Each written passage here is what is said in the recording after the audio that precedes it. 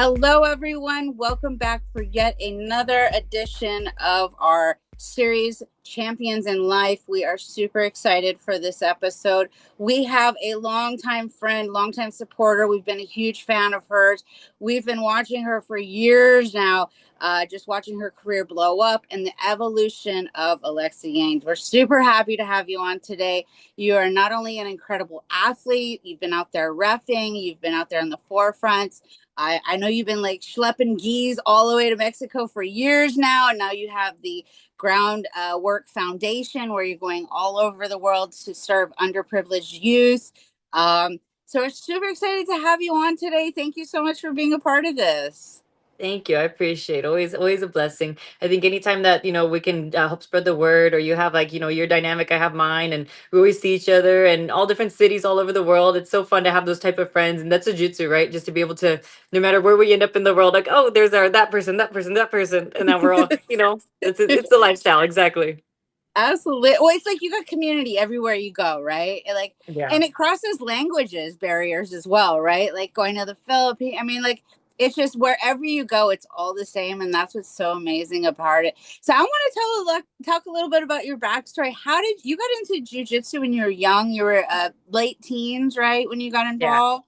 Yeah. And Yeah. so how did you find jujitsu? Did you like have any kind of martial art background? Did you know what jujitsu was, or did you just kind of jump into it? So it's funny. I always say it's a funny story actually because I was like, I graduated high school, and all throughout school, like I always felt like somewhat athletic, but like I just didn't like sports. And I think come to later to find out what I didn't like is team sports. I don't like I don't like working amongst a team, relying on other people or people relying on me. I like just a lot. It's like being, alone. And the only other sport I did was track in middle school, but I was like, whatever, I don't really care about it. But yeah, I found jujitsu, and it was something that was just like kind of like, one, it got me excited. Two, it was just like it would motivated me, or it was just something too that I can continuously see myself doing. And I never really thought even to like, oh, I'm gonna make a living or a life out of this. It was just something that just kind of happened because just out of like, I was working a full-time job already, dog grooming, and then I just started training, and then little by little I became part-time dog grooming, and then I became part-time at the gym, so I had my two jobs. And then I started working the tournaments, when I was colored belt, and then I was already competing. So it was just a combination of everything that, like, little by little I just started molding into this jiu-jitsu lifestyle. And then it just pretty much took over. Then, by the time you're brown black belt, you can kind of make a living. If you're, serious enough, you can make a living off of it. Then you're teaching, you're coaching, you're competing, anything and all. Just little by little I started gravitating towards jiu-jitsu. By the time I was brown belt, I'd say it was like, yeah, like that was my life for sure. But I never knew, I never anticipated, oh, this is going to be my life. It just little by little inevitably happened. I think like you just follow what you love, and, it's supposed to be that way. Oh yeah. No, I'm the same way. Like I had no interest in jujitsu. I did not think it would. I never thought I'd be living this life ever in a million years. I could tell my friends from like high school. I was like, "Did you ever think I was athletic?" And they're like, "No." But that's what's funny about jiu-jitsu too. Like you don't even really have to be athletic. Like, and I think that's why it Hmm. appeals to so many people, because like when you just it's the way to find awareness of your body. It's the way to know your body, maybe that normal sports wouldn't allow you to learn how to utilize your body. Because in all sports, soccer, football, running, base, whatever, like you have to be like, okay, I'm athletic. But in jiu-jitsu you really don't. You just have to know your game for your body. And that's what's nice about it, is that you can do it different ways. There's not just one right way, one rule set. It's that, you know what I mean, for you people, like, this is the only way you have to do it, or can do it, or you have to be tall to play basketball, or you have to be whatever to do this. Jiu-jitsu, you can do whatever, and you're going to make it work for you. So that's why I think it's fun. It gravitates, it pulls a lot of people too that way.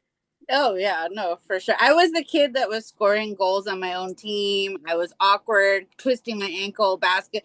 My sister was the jock, like she was hitting grand slams, and like I was like, I had no interest. But you're right. But it and for people like me who did not have body situational awareness, it teaches you that. Like, oh, okay, I am a little clumsy, but I can learn how to kind of compensate, and I can learn to have be more aware and of my balance and my coordination. And so no, absolutely.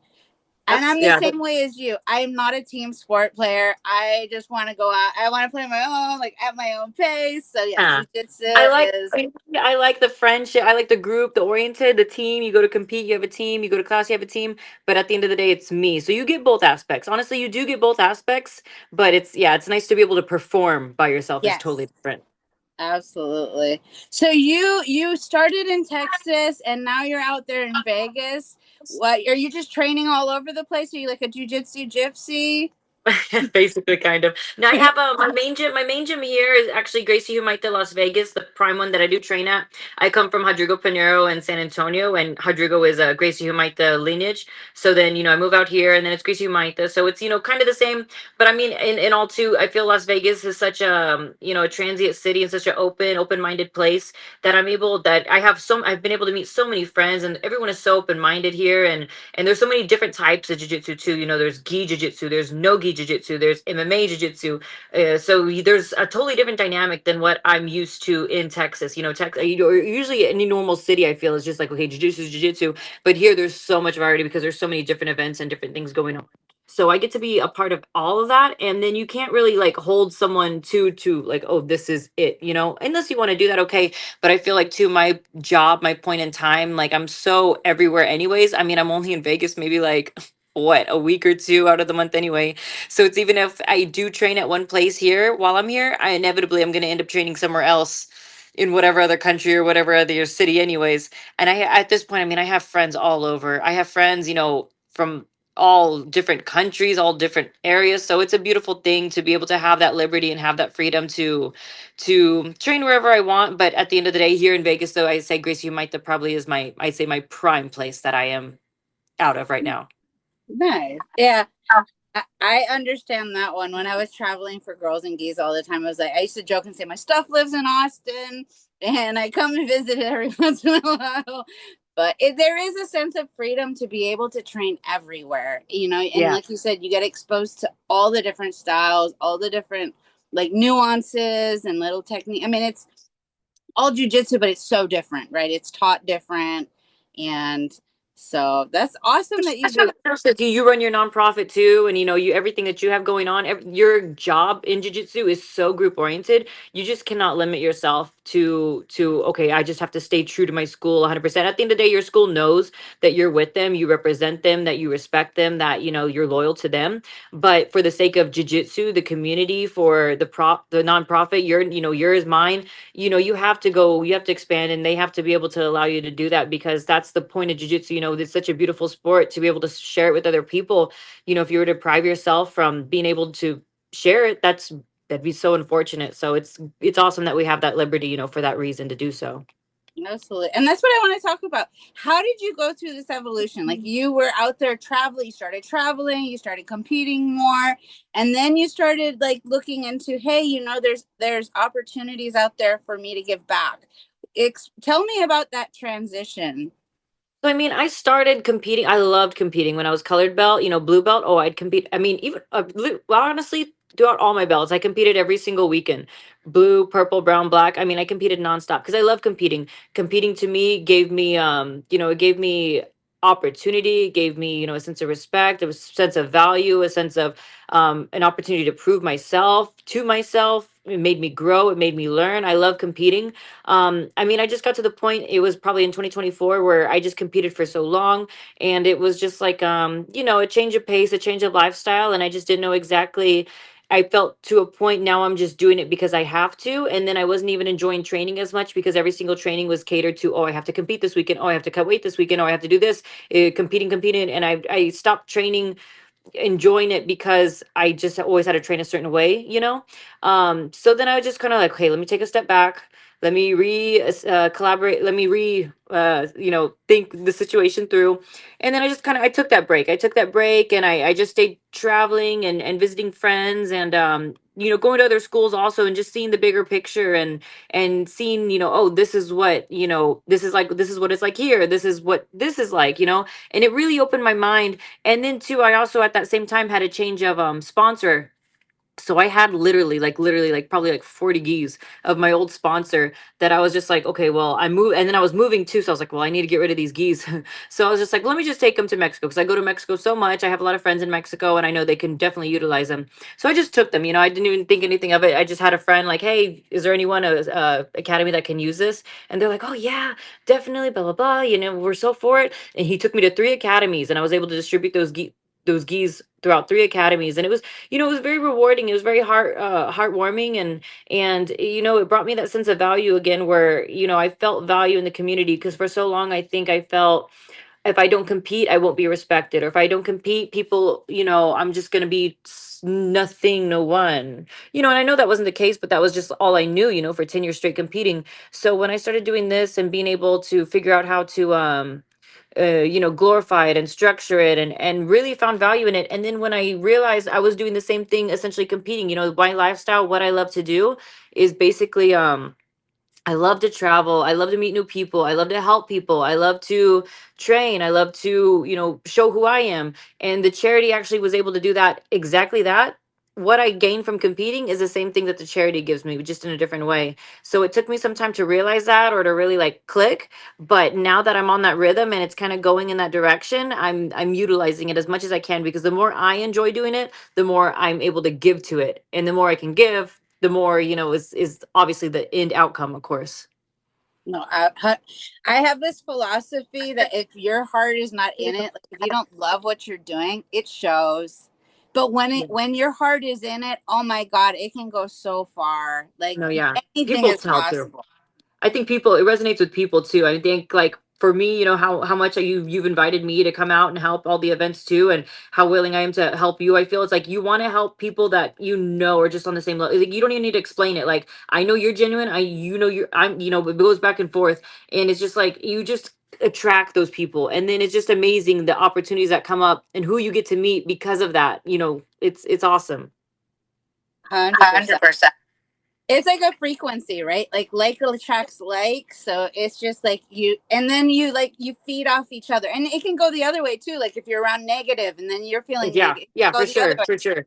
So it's like when you Egotistic, yeah. And and that's unfortunate. That's a unfortunate part of jiu-jitsu too. There's a lot of negativity and a lot of, you know, not good things, but I mean, we could focus on that, or obviously some stuff needs to be addressed, some stuff needs to be worked on and fixed on, but I never want to, for me myself, I never want to associate jiu-jitsu with a negative thing or a bad thing. I think in all sports, all lifestyles, all hobbies, there's going to be some, messed up whatever the hell. But it's just like that's not my, maybe that's not my mission. My mission is something else. I want to bring the good as much as I can, and that's all I can do. So I think, you too, it's something that in the goodness of our heart, that's just, you gotta replace one with the other, and we're giving in place of what is not good. absolutely.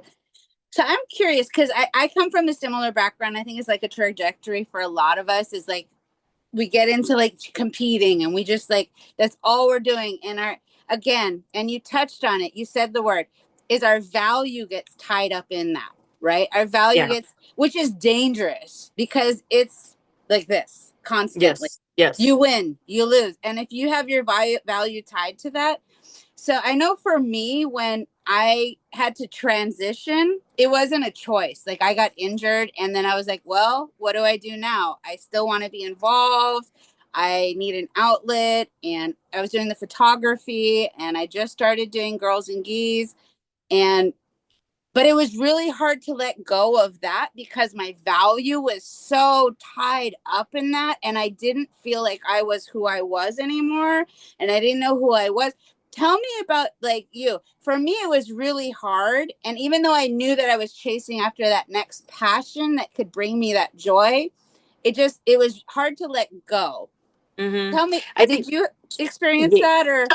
For sure. And that's something actually I tell a lot of people too, that it's like that's how you identify yourself. Like that's your identity. Like if you separate from that, then it's like, who am I? What do I do? Like, it's how I identify myself as a brunette. I identify myself as Alexa. Like if I'm not a competitor, then what am I? Who am I? I'm not the same person. Like it goes back to what is my value? If my value is not competing, then what is? But I think it goes back to, and you said it too, letting go. And that's something, even in jiu-jitsu in my life, like for the past like 2, 3 years, I just realized to let go of a lot of stuff that you have to trust to let go, that you have to trust to let go. If it's meant to be and it comes back and you want to come back to it, so be it. You'll know when it's right, but you cannot force things at this point in time. If you know you in the depths of your heart, you really don't want to compete, but you feel you have to because that's what you feel people see you as, like, oh, Alexa's a competitor, she has to compete, or Alexa's this, she has to do this.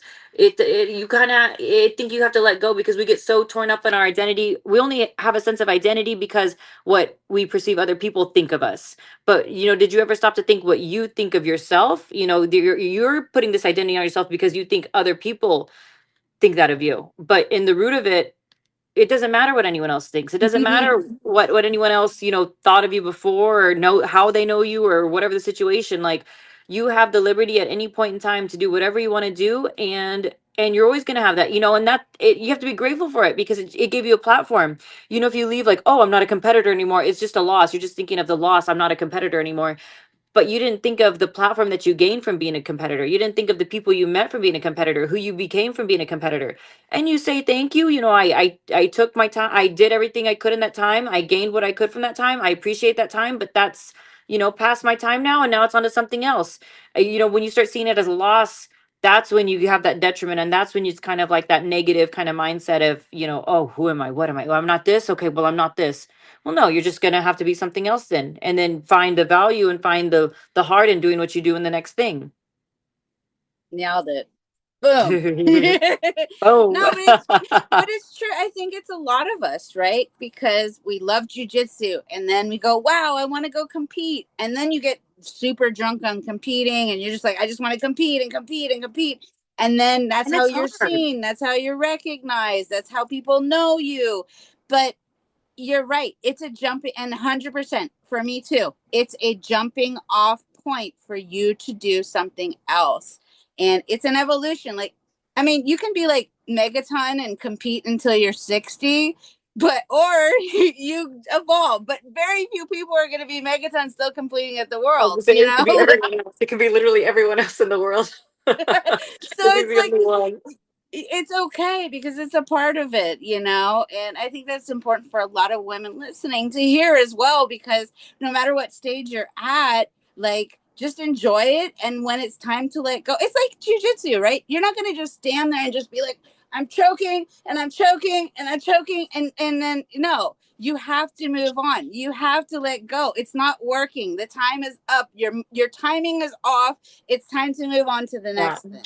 It's not the vibe anymore. No, no, but yeah, I think it's realizing that too. All, and that's the epitome of life too. It's all phases. Like, it's all, some phases are this, some phases are this. In the role, if it's a 6-minute role, you have to think of it. Okay, this phase of the role was we were playing guard. Okay, now I was on top. Now I was on bottom. Now I was on the back. Now I was whatever. Like, it's all phases. So whatever the phase is, you have to be able to adjust. You have to be able to play whatever position you're playing, and and feel comfortable. If I'm on bottom, I'm on bottom. If I'm on top, I'm on top.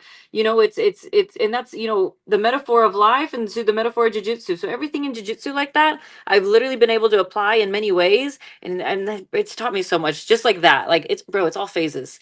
It's a phase of whatever. No, it's I've been going through a lot lately, and I've been thinking about, like, even though jujitsu is not a part of I'm not training, it's like the training that we get from it is as much mental as it is physical, Oh because yeah. to overcome hard things in our life, you have to be mentally strong and sound, and jujitsu is hard, and it's not something everybody chooses to do because it's hard and it's not easy, so you have to kind of get used to getting beat down, and then and so I think it creates a sense of, like, I don't know, just Yeah, survival in all of us. formidable.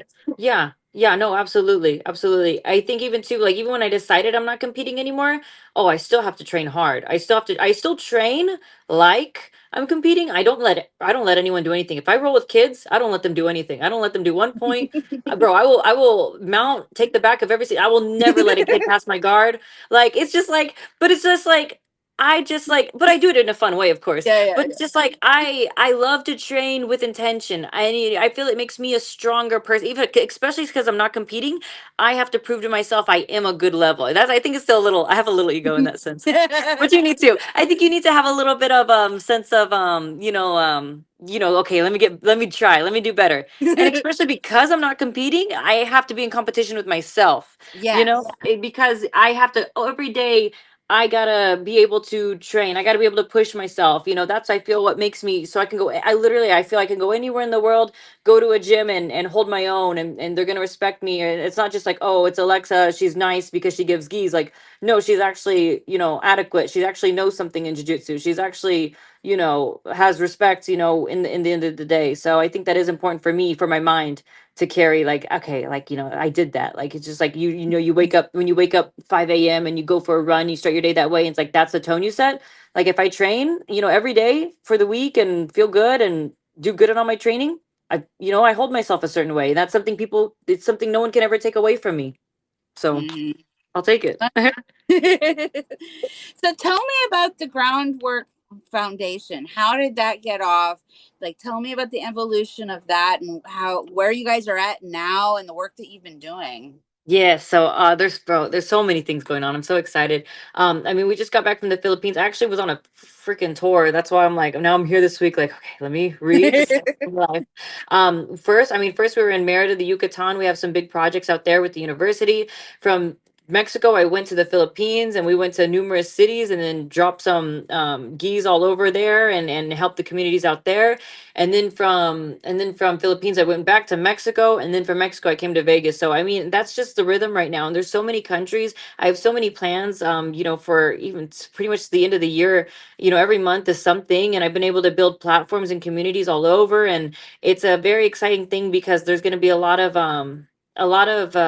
opportunity to grow jiu-jitsu, not just by giving gis. At this point, I obviously started by giving gis because that is a big thing, that, and it's still, that's what I'm going to continue to do. But to be able to create the fundraising events that people we're working with, being able to help high caliber athletes, maybe that they attain a visa to be able to come to the United States and compete, change their life, give business models and business plans to gyms and underprivileged areas. So it's, you could give them, okay, you give them whatever money to help out the gym, but to be able to help them in the long run maintain that money, or maintain how to grow the gym, or maintain an income to be able to help more. That's in the root of it what we want to do. So there's so many advancements right now, and I kind of, like, right now, like I say, like, coming back, I kind of have to reassess because there's so much.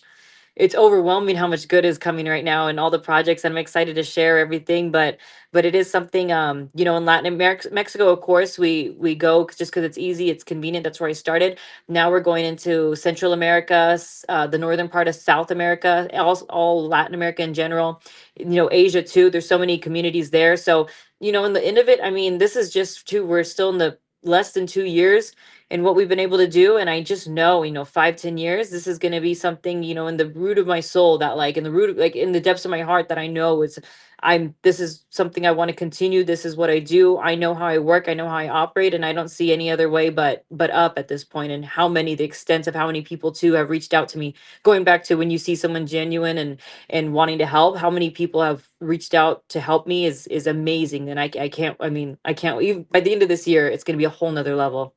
Oh yeah, you guys are blowing up. I see you guys all over on my Instagram feed all the time. I'm like, oh, they're in the Philippines. Oh, they're in Mexico. Oh, they're doing this. And a gi drive in San Diego and Texas and everywhere. So it's amazing to see because you are absolutely serving like underserved areas that. I mean, the Philippines, anybody who's gone to the Philippines knows that like jujitsu is solid in the Philippines. They just aren't able Yes, to get out yes, of the yes, Philippines because it's so exactly. No, expensive, exactly. Yes, for you sure. know. But their jujitsu, I mean, you have like It's tough. A purple lot of them belts that too. should be like fourth degree black belts that are just phenomenal out And there. I enjoy going to those places, kind of those, underprivileged areas, because everyone is so hungry. Yeah. Everyone is so, like, like, they're just so grateful and so like focused and so serious. And, like, I love that. I love, like, I know, like, you give them the opportunity to go compete a high level tournament, and, like, they have that mindset, like, okay, like, I'm gonna go to kill. Like, you don't have to teach them that. They have that already. All that's lacking out there is just, like, the exposure of, like, high level jiu like here in the United States, I think we take it so much for granted. Like someone Yeah, famous can just walk in the gym, or oh, they're part of this team, we have them accessible. But they don't get those people all that often, but they do have, they have so much grit, and they have so much, you know, passion into it. And that's something that I love to see, for the athletes. And if we can get more, international competitors from all over the opportunity to come to United States yeah, and compete on these high level tournaments. And then you even too, when you have a representative, let's just say from the Philippines, oh, and when Jalen just won the world's rooster, and now you have a Filipino world champion. Now all the Filipinos have someone to look forward to, and how much more that motivates them. They didn't have that before, and now they do. So it's a stepping stone. It's that's the goal. And if you can create one for the country and say, oh, he did it, I can do it. And it's just a fire effect, at that point. absolutely. Well, jujitsu affords a lot of people opportunities that may have never thought that they ever had an opportunity to come to America, to make a living, doing, Own a business. to own a business, to be able to support your family and do well, and so it's, I think, I mean, I remember when the IBJJF first came to America in '07, it was crazy because there was like, we're like, what is this, and it just like blew up. But then everybody, it was like a gold rush, all the Brazilians started coming over, Oh yeah.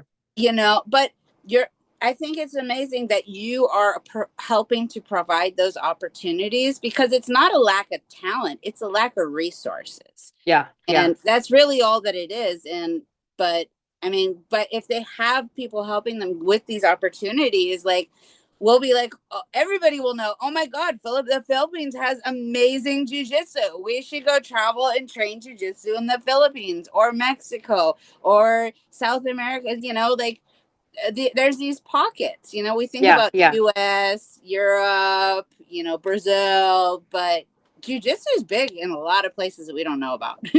Oh, definitely, definitely. And I love to be that connecting factor. If my value at this point is to help be that connection to the world, and helping everyone kind of expand that, or give them the opportunity to help them travel the world, see the world, and I think the more we travel, the more we go out further, the smaller our world gets, in a interesting way. And we're all connected, and so we all have the same goal. We all, no matter what country, at the end of the day, we literally have the same, it's the same, we're operating on the same level. So it's fun to see that dynamic and that common denominator. And that is, obviously my goal, that, and that's something I think in the root of my soul. Like, it goes back to, I love traveling, I love culture, I love experience. And that's why I'm passionate about this, because it's literally conveying that, it's dealing with that, in another way. And so you need, some people are, okay, more structure, more this, some people are like this. And it's when you know yourself and what your value is, again, that you know how to operate on your best level possible. And I feel like that's why this mission, is mine, and I found it, and I'm able to do the best I can in this situation. And I love to be, see the people get that opportunity also. So it's cool. Oh, I can only imagine. I mean, you're literally like handing them opportunities that they would not have, and that's just amazing. What has Yeah. been the most rewarding, like, memory that you can think of? You think is something? I think, There's I a mean, lot. there's a lot of little moments itself that, will stick with me, that I remember for sure. But I think it's the entirety of it, the broadness of it. And, it's more too, I'm more excited about the big vision. What keeps me excited is the big vision. I feel like if I focus too long on something like this, what we've done, I can't focus too long on what we've done. I appreciate everything we've done. I've hold those little moments. There's many things I hold true to my heart, and I will never forget so far. But it's like, I just see that it's like if you win the little tournament, the little local tournament, and you're so excited. Oh, I won this local tournament. Like, no, my goal is world. So I'm gonna be world champion. If you were to ask me, like, oh, what's your favorite submission in the little local? Like, no, okay, that little that submission was cool, but where I'm going is this level, and it's going to be a matter of everything that I did at that point to get there. So it's very fun. But I mean, the people I've met, the faces I've seen, how excited they get just to get a gi sometimes is, or they go to, I see the pictures of them with the gi that I gave at a tournament with a gold medal. It's a combination of all of that. You can't take away, oh, that's my favorite one, or that's that, bro. It's the entire it's the journey. It goes back to the journey. Every single thing leading up to, where I'm going is what I'm enjoying. If you focus too much on something, I think the little detail oriented, then you get kind of stuck on there. That's my problem, honestly, too. I'm not really detail oriented. I don't like numbers. I don't like I'm too broad minded, so that's why it's hard to dial in on something. I'm kind Well, of psycho. you're a visionary. You're a big picture Yeah. person. And I know how to utilize it. As long as you know how to utilize what's wrong with you, then go for it. And if it works for you, go for it. So that's why I'm like, okay, I'm okay because I can figure it out how to utilize. Well, it's if you get into all the mindset, it's like don't think about how you're gonna make something happen and all the details. Look at it. Like, and you have to you have to have something to believe in to go towards, and then it will happen. Like you can't go, oh, well, I believe this is gonna happen, but I'm worried about this detail or that detail. This, then you're right. You get stuck in all these like little tiny spots, and you're like not focused on that big picture. So no, I No, know absolutely. I'm the same exact way. I'm the creative, like, woo, I keep going. I'm just going. And then I'm behind me. I'm like, oh, Jesus, a mess. Right? No, exactly. I don't like sometimes like I've heard that too. Like you don't need to know how it's gonna happen. You just need to know it's gonna happen, have the goal, and it will take care of itself. Because if you Yeah. start trying to figure out like the little tiny things, every single detail along the way, it's just it's hard. It's not, and I think that does take a different type of person, a project planner, and I see you like that too. To be able to build a nonprofit by yourself, to be able to operate how you operate, you do have to just trust and go and trust the community, trust others, trust your vision, trust the process, trust in what you're doing. A lot of it is trust, and that's something that a lot of people are not willing to do. So I don't know. I think you have to be a little bit crazy and you have to be willing to risk. Delusional. You know, like you, like seriously, like while I was building Girls and Geese, my family included was like, Sean, what the hell are you doing? Like, you are not making any money at this. And I'm like, but I love this. This is fulfilling me. Like, and they're like, yeah, but you can't pay your rent. Like, you got to get your stuff. And I'm like, no, but this is going to be huge. And my work is bigger than this. And But like, I'm not oh, doing it for that, and 100% it paid off. Like I proved them all wrong, and I was like, ha ha. but you know where I get this mentality from too? Competing. It's the same thing Yes, that people say about yeah, competing too. Oh, well, you have to pay for the tournament. Oh, you're paying out of pocket to compete. But it was very hard to explain to people, and I was fortunate at Colored Belt that I was also working other jobs too, and I had my own means to compete.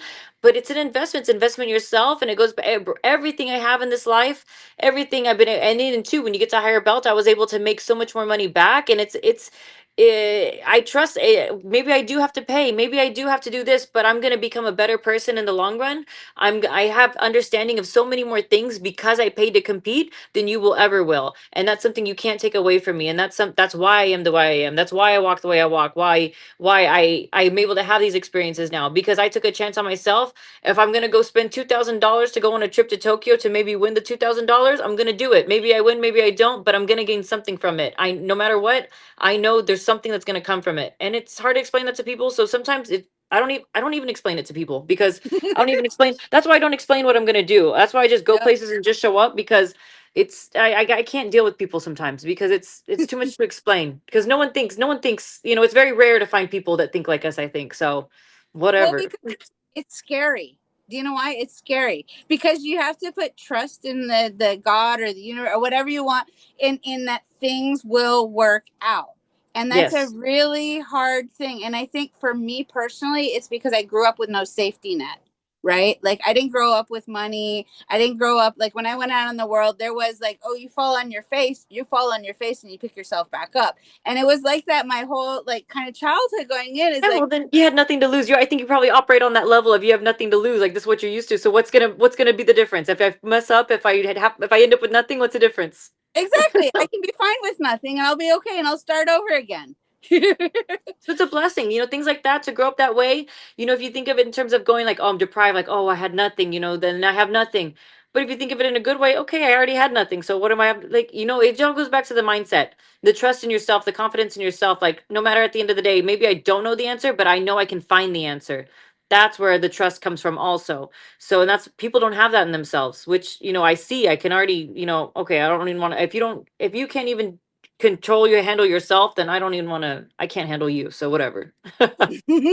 But I think jujitsu is a tool, right? I've always seen jujitsu as a tool, and I think it can teach people because I know for me, like, yeah, I have it ingrained in me, but did I always trust myself to trust that mindset? No, I didn't. I had to learn to trust myself to believe that, because logically it's like, oh my God, this is panic Oh yeah. mode, right? Oh Like, yeah. Oh yeah. but you have to just go, well, like reevaluate and just kind of assess. And but it jujitsu kind of it again, it all goes back to being comfortable in uncomfortable positions. And that And that applies comes from, I'm to sure, training, everything, competing, training. Even the generation that you probably started training in also was so limited and so, you know, it made you had to get stronger inevitably. my generation of jujitsu, it was like grimy. Like I don't know how any woman would have walked in that place. Like, especially, I came from an MMA academy, and I'm sure. it was not a place for women at all. And that's why I do what I do, because it's like I realize like not all women can hang like I did and put up with the boys like I did and be able to give it back like I do.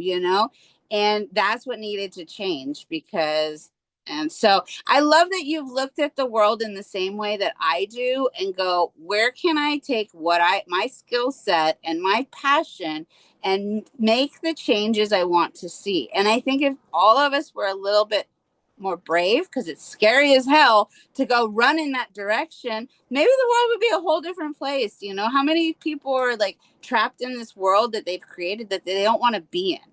Right? No, But they're too for sure. afraid to leave it because it's comfortable and it's safe.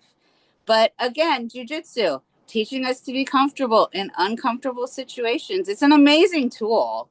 No, for sure. And I think even that too. So even like, with the charity, obviously I'm helping who I'm obviously helping internationally, but even too, if I can be a face for someone just normal here in United States, with a normal life, like, oh, like you do what you love and, it comes out okay. And, or, oh, you stand strong and, you can figure it out. Or, it doesn't have to be, the underprivileged kid in another country. It can be, the 19-year-old girl starting jujitsu now that wants to make a living doing something, being a person of, strength also that, I feel like, especially living in Vegas, I as a female, I can walk into any room. I don't even need to tell people I do jujitsu, but I carry myself a certain way that's totally unsaid. Why? Because I know what I'm capable of. Even you too, what you've passed, to have cancer, to with the generation of jujitsu, to be, build your own business essentially. It's you carry yourself a certain way, and that's something, people are always gonna look at you for. It goes beyond jujitsu, before beyond girls and gis. You can go put yourself in a room with non-jiu-jitsu people and you're still going to have a confidence because of everything who you became, because of everything you passed. And that's the value, that's the what we're trying to show in the long run also. It's possible to do these things. It's possible to have this strength that, goes beyond our charities. And it's possible to do that when you never thought you could, right? Like Yeah. you and I both, we never thought we'd be doing what we're doing. We never thought we'd be like, medaling at these big, huge tournaments. We never thought that we would like be living this life, traveling, living out our dreams. We never thought that we'd be giving back in the way that we are. But anything is possible. You just have to believe that you can do it. Like no matter how crazy or stupid that idea is, it's possible. And maybe it For doesn't sure. exactly like how you want it to, but it will evolve and take you in the direction that you probably needed to go anyways. No, for sure, for sure. Because that's what I say too. Like at white belts, I never had like, oh, I'm gonna, travel the world. I'm gonna compete. I'm gonna Mhm. stay with this, and it's gonna be my job. I never, ever, ever had that a thought. But just little by little, I mean, every day, every week, every month, I just trained, did what I love, and I just followed the direction where I wanted to go, and I trusted the direction where I wanted to go, and it naturally happened. When you allow things to naturally happen, and it goes back to that process of letting go of who you were before to embark on the new journey. That's what you have to trust, and that's what you have to believe in, because it is going to be something of value. And even in 5 years, I'm gonna, maybe I'd be doing something totally different that still resonates but doesn't. But you don't know, but it's going to be the best thing possible for you, and that's all you have to know and trust, because you know yourself. That's what I love about you, Lexa. You're like the most free spirit I know. Like you just kind of blow with the wind takes you, and you're like, "Hey, I'm gonna do this." You just spread happiness and goodness wherever you go. Like you really are like a ray of sunshine. I try, because I just keep it all inside. Like compartment, and I then you just keep take it out on the mats. all the psycho inside. Yeah, I think but that's a common theme too. I've kind of come to take on too, that I've come to notice. Like, you have to be. I think some people like. I think you too probably have it in you. Like, you like to be the controller of chaos. You like these chaotic situations. You like things out of hand and being able to embark on it and being like, okay, like, I let me put me in the chaos. Some people hate, the distractions, the busyness, the high energy. Some people can't operate that way, and no, that's fine. We need those type of people too. I know who I am. I know that this is, I see all the jobs that I've had before in the past, why I like those jobs, and it's for that reason. And it is a high level of intensity that we like to kind of like, okay, let me figure this out. It's a puzzle. I always compare myself to like a German Shepherd. Like, I'm like, I need an outlet. I need a high energy job to expend my energy, or I'm gonna start destroying shit. I'm gonna destroy something if I can't get like I need activity. I need something. I need a purpose. Like, and so, your job is your purpose, and so I put all Yeah. my energy into my job, and that's what's going to fulfill me, and that's what brings me sanity at the end of the day. So it's a cycle. When you know how to operate the cycle, it's okay. Control the madness. Exactly. I, Exactly. I know exactly what you're talking about. Like I Yeah. said, I think you have to be a little bit crazy to chase your dreams in the way that we have, to be kind of reckless, to be kind of just going for it and just saying, you know what, I'm going to throw it all in the wind and I'm going to run at this because in my heart, I know that this is what I'm supposed to be doing right now. For Like, sure. For and sure. I think that's the most important thing is like just for people like myself included, like I was not brave enough to do that. I used to work in corporate America and then I just decided to throw it all away and be a jiu-jitsu bum. But taking that plunge, going from that comfort into chasing your passion, oh my God, it's so scary. But you got to be a little bit crazy to do it. And it pays off, as we both know. For sure. It's possible. It's only going to grow more also. We're the pioneers, the trailblazers in some way in our field, and awesome. That's what we're meant to do. We got to take advantage of it. It's our responsibility, and we have to step up just the way you have to have courage and strength to be able to go compete, to be able to go do that. This is our every day is our competition. We got to prove ourselves and make the most of the opportunity that we have, because not everyone's going to have this opportunity, and we're here, so make the most of it. Absolutely. Well, and it's like we're living in the era of the kind of still the Wild West of jujitsu, where anything is possible. Like a lot of people are taking their skills from outside of jujitsu and figuring out how can I combine my skill set and put it into jujitsu and really kind of, combine what I love doing. And so you're seeing a lot of people who are starting stuff like you. Like, I mean, nobody else is really doing what you're doing in the way that you're doing it at all. And Mm-hmm. so it's an opportunity, like trailblazers, 100%. We are all trailblazers right now. But in reality, for us, we're just doing what we love and just trying to figure out how to do it. But the people who are coming behind us, they're probably going to do it way better. So that's the amazing part about this whole thing. And I mean, I love that you're out there chasing your dreams and making these things happen.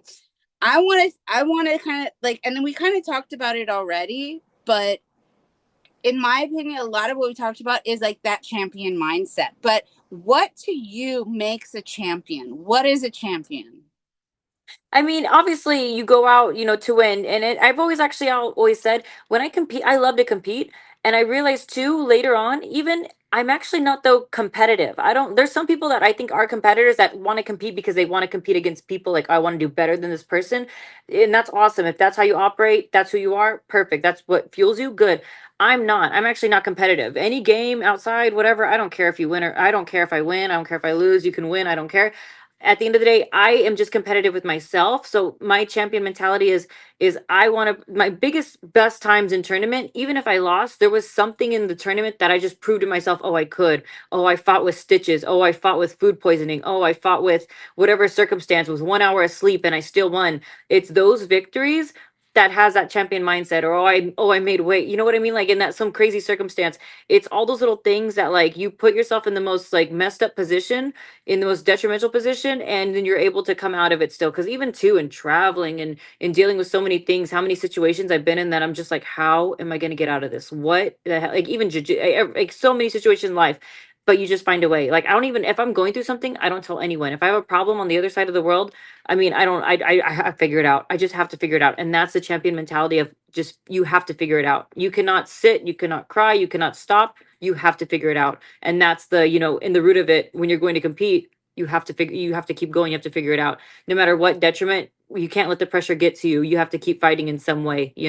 And that's where I think competition taught me that I still use that mindset to be able to operate on a daily level every day, that I'm grateful for no matter what.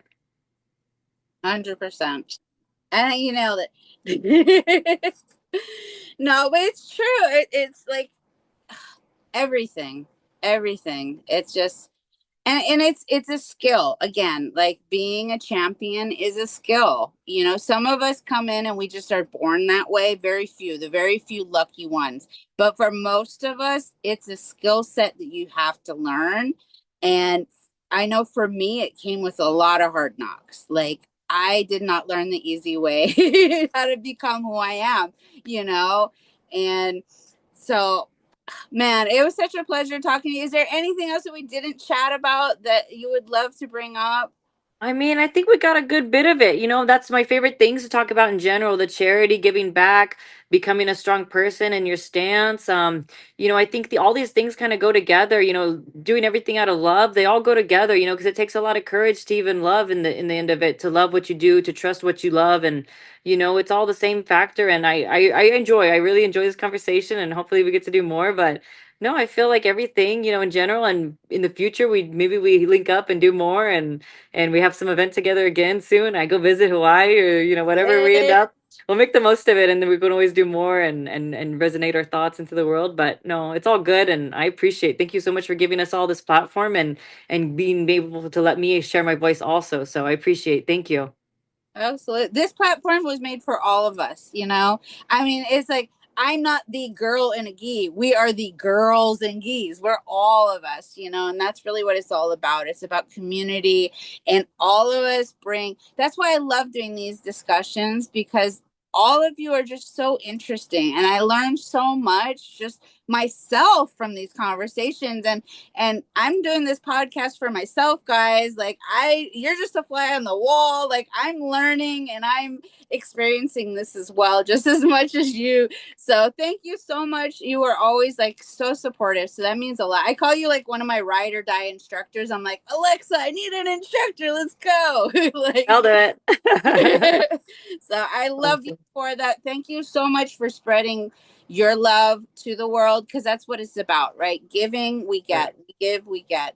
And so thank you for being that source, because you have a lot to give. And I'm really happy that you're giving it to those that really need those opportunities and those resources so that they can shine, because they're already shining, but we just want to help bring attention to them For worldwide. sure. So For thank you sure. for being that, putting that spotlight on them.